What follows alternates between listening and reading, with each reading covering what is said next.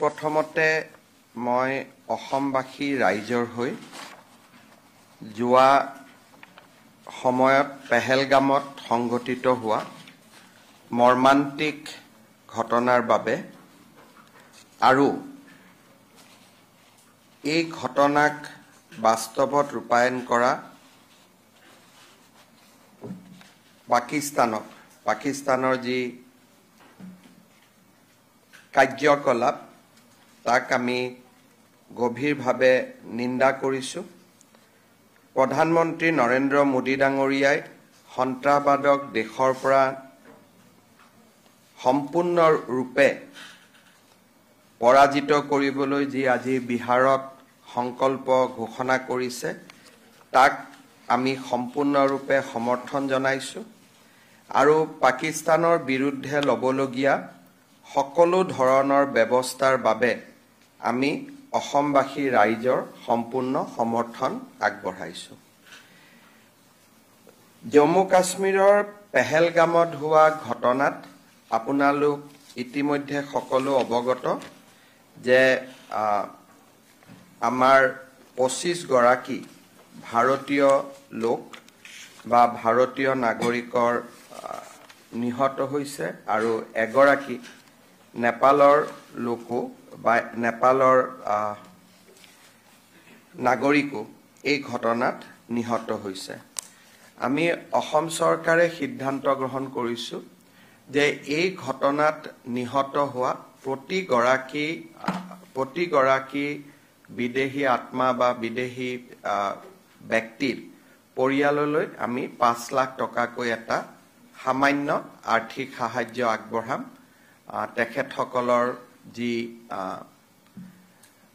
সন্ত্ৰাসবাদৰ বিৰুদ্ধে তেখেতসকলৰ যি সংগ্ৰাম বা তেখেতসকলৰ যি ত্যাগ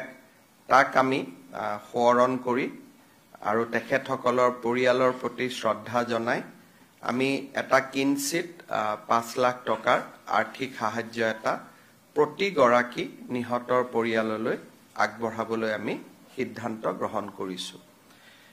বহুদিন ধৰি আমাৰ ৰাজ্যখনো সন্ত্ৰাসবাদত আক্ৰান্ত হৈ আছিলে, সেয়েহে সন্ত্ৰাসবাদত নিহত প্ৰতিটো পৰিয়ালৰ দুখ আৰু মৰ্মবেদনা আমি অনুভৱ কৰোঁ আৰু দেশত এনেধৰণৰ ঘটনা বিশেষকৈ পেহেলগামত হৈ যোৱা ঘটনাই প্ৰতিজন অসমবাসীৰ মন মগজুক আঘাত কৰিছে। আমি সাংঘাতিকভাৱে দুখ পাইছোঁ আৰু এই গোটেই যুদ্ধখনত এই পৰিয়ালকেইটিৰ লগত থিয় হৈ থাকিবৰ বাবে আমি এই সামান্য ধনৰাশি প্ৰতিগৰাকী নিহত পৰিয়াললৈ আগবঢ়াবলৈ সিদ্ধান্ত গ্ৰহণ কৰিছোঁ। এই সংক্ৰান্তত আমি দেখা পাইছিলোঁ যে কিছুমান ব্যক্তিয়ে সমগ্ৰ দেশতে যিকোনো প্ৰকাৰে পাকিস্তানৰ পৰা দৃষ্টি আঁতৰাই আনি তেওঁলোকে পাকিস্তানক প্ৰত্যক্ষ বা পৰোক্ষভাৱে সমৰ্থন কৰাৰ প্ৰৱণতা এটাও আমি দেখা পাইছোঁ। অসমতো আমাৰ বিধায়ক আমিনুল ইছলামে আগবঢ়োৱা বক্তব্যই অসমৰ ৰাইজক ক্ষোভিত কৰিছে। পাকিস্তানক এক প্ৰকাৰ সমৰ্থন কৰা যিটো প্ৰচেষ্টা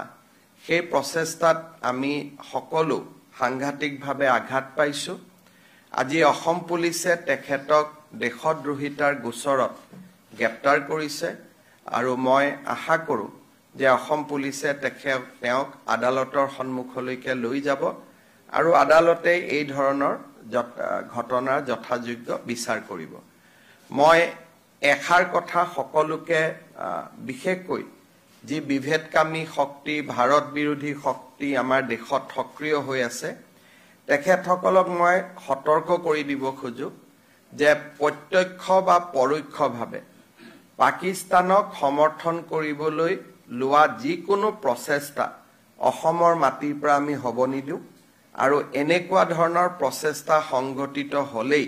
ছ'চিয়েল মিডিয়াৰ পোষ্ট হওক ফেচবুকৰ পোষ্ট হওক বা আন ধৰণে প্ৰত্যক্ষ বা পৰোক্ষভাৱে পাকিস্তানক সমৰ্থন কৰিবলৈ চেষ্টা কৰিলে অসম পুলিচক পোনছাতে ব্যৱস্থা ল'বলৈ মই নিৰ্দেশ দিছোঁ আৰু অসম পুলিচে এই ক্ষেত্ৰত সক্ৰিয়তাৰে ব্যৱস্থা গ্ৰহণ কৰিব পাকিস্তানৰ ঘটনাটোৰ পৰা অকণমান মই আঁতৰলৈ যাব খুজিছো যোৱা কেইদিনমান আগতে মই প্ৰধানমন্ত্ৰী নৰেন্দ্ৰ মোদী ডাঙৰীয়াক নতুন দিল্লীত সাক্ষাৎ কৰিছিলো আৰু এই সাক্ষাতৰ যেটো মূল লক্ষ্য সেই মূল লক্ষ্যটো আছিল যে আমি ভূপেন হাজৰিকা ডাঙৰীয়াৰ ভাৰতৰত্ন ভূপেন হাজৰিকা ডাঙৰীয়াৰ জন্ম শতবাৰ্ষিকী যাতে সুন্দৰভাৱে বছৰজোৰা কাৰ্যসূচীৰে আমি অনুষ্ঠিত কৰিব পাৰো প্ৰধানমন্ত্ৰী ডাঙৰীয়াই অসম চৰকাৰৰ এই প্ৰচেষ্টাক শলাগিছে আৰু তেখেতেও কেইটামান পৰামৰ্শ দিছে যে কেনেকৈ এই গোটেই বছৰটোক আমি ভূপেন হাজৰিকাৰ কীৰ্তি ভূপেন হাজৰিকাৰ অৱদান ইয়াক ৰাষ্ট্ৰ মঞ্চলৈ লৈ যাব পাৰো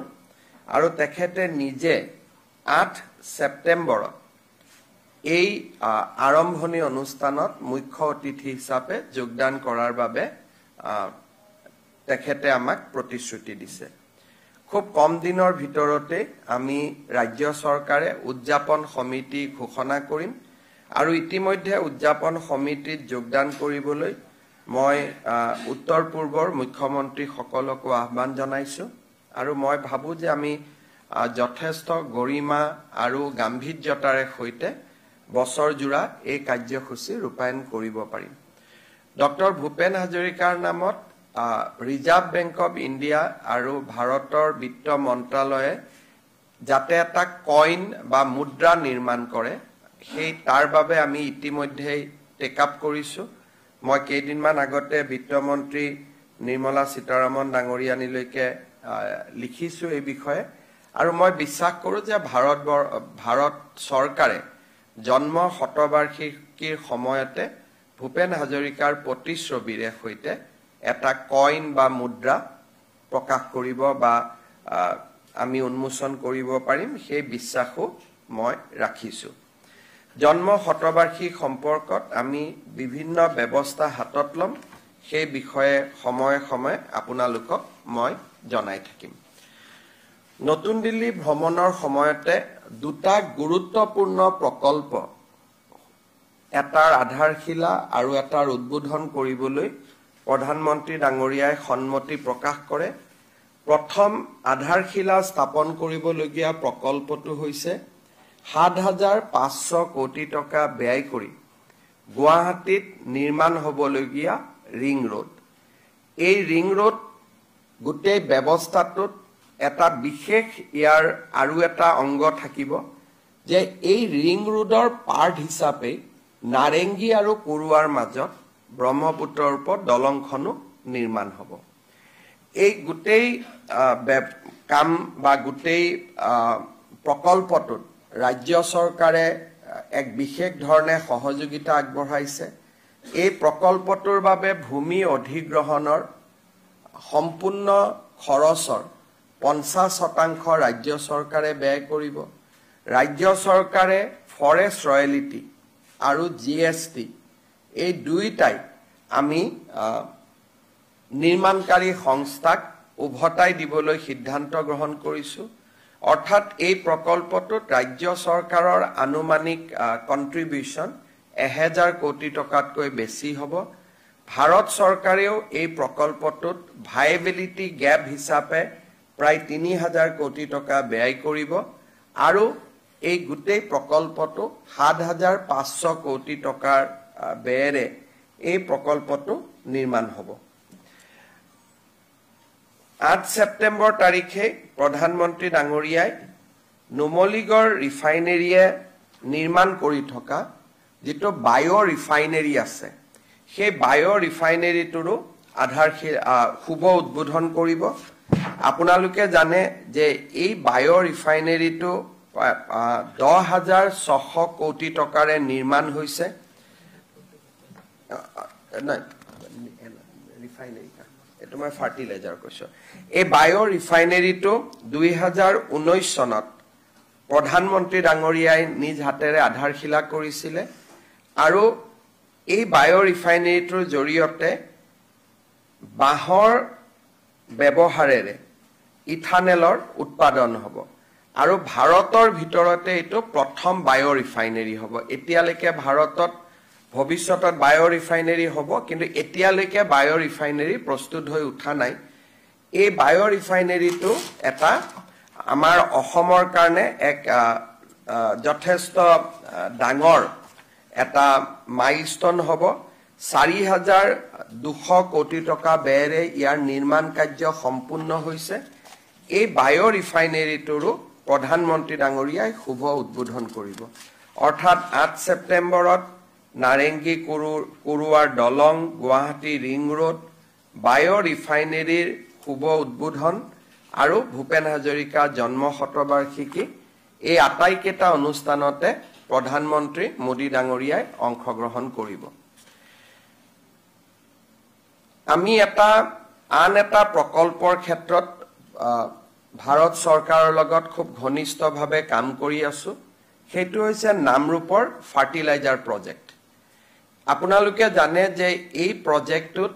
10600 কোটি টকা ব্যয় হ'ব আৰু এই প্ৰজেক্টটো 40% অসম চৰকাৰে ইকুইটি আগবঢ়াব বাকি বৰ্তমানৰ যি BVCL Brahmaputra valley fertilizer corporation limited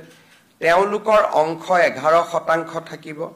Hindustan উৰ্বাৰক আৰু ৰসায়ন লিমিটেড তেওঁলোকৰ 13% থাকিব নেশনাল ফাৰ্টিলাইজাৰ লিমিটেডৰ 18% থাকিব আৰু অইল ইণ্ডিয়া লিমিটেডৰ 18% থাকিব অৰ্থাৎ গোটেই কেইটা যদি অংশীদাৰী আমি যদি সন্মিলিত কৰো তেতিয়ালে আটাইতকৈ সৰ্ববৃহৎ অংশীদাৰিত্ব অসম চৰকাৰৰ হ'ব 40% আৰু দ্বিতীয় অংশীদাৰিত্ব হ'ব অইল ইণ্ডিয়া লিমিটেড আৰু NFL নেশনাল ফাৰ্টিলাইজাৰ লিমিটেড 18 আৰু হিন্দুস্তান উৰ্বাৰক ৰসায়ন লিমিটেড ভাৰত চৰকাৰৰ এটা সংস্থা PSU তেওঁলোকৰ 13% আৰু বৰ্তমান BVCL ৰ 11% অংশীদাৰিত্ব থাকিব আমি নতুন কোম্পানীটো কেনেকে হ'ব পাৰে তাৰ বিষয়ে ভাৰত চৰকাৰৰ লগত সঘনাই কথা পাতি আছো অসম চৰকাৰৰ লগত আলোচনা কৰি নতুন যেটো প্ৰকল্প হ'ব ভাৰত চৰকাৰে সেই কোম্পানীটোৰ নাম Assam fertilizer and chemical company limited নামে নামাকৰণ কৰিবলৈ সিদ্ধান্ত লৈছে তাৰ মানে যেটো নতুন কোম্পানী হ'ব এই নতুন কোম্পানীটোৰ নাম হ'ব Assam fertilizer and chemical company limited এতিয়া মানুহৰ মনত প্ৰশ্ন হ'ব যে আগৰ BVCL টো কি হ'ব BVCL সমান্তৰালভাৱে চলি থাকিব অৰ্থাৎ পুৰণা যেটো ব্ৰহ্মপুত্ৰ ভেলী সাৰ কাৰখানা বৰ্তমান চলি আছে ভাৰত চৰকাৰে সেইটোকো বন্ধ নকৰাৰ সিদ্ধান্ত লৈছে অৰ্থাৎ নামৰূপত এতিয়া এটাৰ পৰিৱৰ্তে দুটা সাৰ কাৰখানা হ'ব BVCL টো চলি থাকিব আৰু আসাম ফাৰ্টিলাইজাৰ এণ্ড কেমিকেল যেটো কোম্পানী এইটো চলি থাকিব যেতিয়া নতুন কোম্পানীটো নিৰ্মাণ সম্পূৰ্ণ হ'ব তেতিয়া ভাৰত চৰকাৰে সেই সময়ত সিদ্ধান্ত ল'ব যে দুইটা কোম্পানী মাৰ্জ হ'ব লাগে বা নালাগে অন্তত 5-6 বছৰ BVCL সমান্তৰালভাৱে চলি থাকিব নতুন কোম্পানীটো BVCL ৰ অংশীদাৰিত্ব থাকিব 11% আৰু তেওঁলোকৰ নিজৰ ফাৰ্টিলাইজাৰ এতিয়া যে প্ৰডিউস কৰি আছে 3 লাখ মেট্ৰিক টন হেতু চলি থাকিব নতুন কোম্পানীটোৱে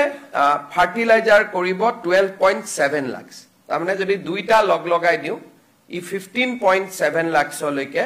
ই আগবাঢ়ি যাব দেশৰ ভিতৰতে one of the largest fertilizer company ই হবগৈ এই কোম্পানীটোৰ JV এগ্ৰিমেন্ট নতুন কোম্পানী ফৰ্ম কৰা এই গুটেই কামবিলাক বহুত দ্ৰুত গতিত আগবাঢ়ি গৈছে আৰু মই ভাবো যে নতুন কোম্পানীটোৰ কামকাজৰ টেন্ডাৰ আদিও সেপ্টেম্বৰত প্ৰকাশ হ'ব আৰু ডিসেম্বৰৰ ভিতৰত এই নতুন সাৰ কাৰখানাটোৰ আমি কাম আৰম্ভ কৰিব পাৰিম সমান্তৰালভাৱে BVCL যাতে আৰ্থিক সংকটত নপৰে সময়ে সময়ে ভাৰত চৰকাৰে তাতু পুঁজিৰ যোগান ধৰি থাকিব যাতে পুৰণা কোম্পানীটো বন্ধ হৈ না যায় নতুন কোম্পানীটো নিৰ্মাণ হয় আৰু 5-6 বছৰ পিছত সিদ্ধান্ত লোৱা হ'ব যে পুৰণা নতুন দুইটা একে হৈ যাব নে দুইটাই সমান্তৰালভাৱে আৰু কিছুদিন চলি থাকিব তাৰ মানে অসমৰ কাৰণে দুটা ভাল খবৰ BVCLও চলি থাকিব আসাম ফাৰ্টিলাইজাৰ এণ্ড কেমিকেল যেটো নতুন কোম্পানী হেতু চলি থাকিব বৰ্তমান পৰৱৰ্তী সময়ত তাৰ সিদ্ধান্ত হ'ব নতুন কোম্পানীটোত BVCLৰ 11% অংশীদাৰিত্ব থাকিব অসম চৰকাৰৰ 40% অংশীদাৰিত্ব থাকিব এই দুইটা কথা আমাৰ খুব বিশেষকৈ বায়ো ৰিফাইনাৰী নামৰূপৰ সাৰ কাৰখানা এই দুইটা কথা খুব সুন্দৰভাৱে আগবাঢ়ি গৈছে এডভান্টেজ অসমৰ সময়ত আমি আদানী গ্ৰুপৰ লগত 50,000 কোটি টকাৰ বিনিয়োগৰ কথা পাতিছিলো তেওঁলোকেও খুব ইন্টাৰেষ্ট লৈছে তেওঁলোকেও মোক প্ৰতিশ্ৰুতি দিছে যোৱা 10 দিনত দুবাৰকৈ তেওঁলোকে আহি মোক সাক্ষাৎ কৰিছে যে অক্টোবৰ মাহৰ ভিতৰত তেওঁলোকে গুৱাহাটী বিমানবন্দৰৰ শুভ উদ্বোধন কৰিব হিদিনাখনেই তেওঁলোকে গুৱাহাটীৰ এৰো চিটিৰ কাম নতুনকৈ শুভাৰম্ভণি কৰিব আৰু অসমত যদি অসম চৰকাৰৰ লগত আমি প্ৰকল্প মাটি বাৰী দিব পাৰো তেতিয়ালে তেওঁলোকে বাকি থকা 40,000 কোটি টকা এয়াৰপোৰ্ট এৰো চিটি 10,000 কোটি টকা বাদ দি বাকি 40,000 কোটি টকাও তেওঁলোকে খুব সোনকালে ব্যয় কৰিব খুজিছে ঠিক তেনে ধৰণে আমাৰ এডভান্টেজ অসমৰ সময়ত স্বাক্ষৰিত হোৱা ভাৰত চৰকাৰৰ দুটা প্ৰজেক্ট